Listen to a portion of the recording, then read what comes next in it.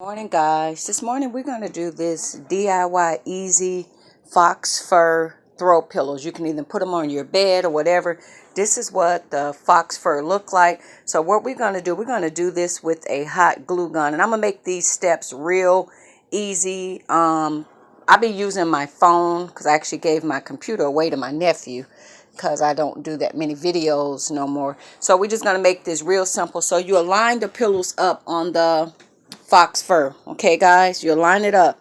So once you line it up, now what I'm going to do after I done lined it up, I'm going to glue this side closed.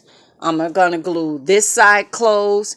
And then once I put the pillow in and flip it inside out, then I'm going to close that side. So these would be really easy DIY, no sew fox throw pillows that you can put on your couch, your bed, or however. But this is kind of what it looks like.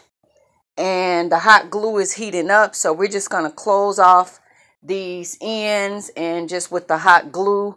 And I'm working with one hand, but just kind of just real simple, guys. Again, we're just going to take the hot glue along here, close this.